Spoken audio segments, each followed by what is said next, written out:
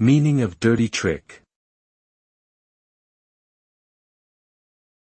Dirty trick. Dirty trick. Dirty trick. Dirty trick. A dirty trick is an underhanded or deceitful action taken to gain an advantage.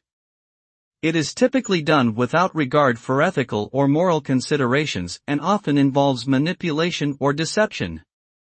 The result of a dirty trick can vary widely depending on the specific circumstances, but it is usually detrimental to the person or group that is targeted by the trick.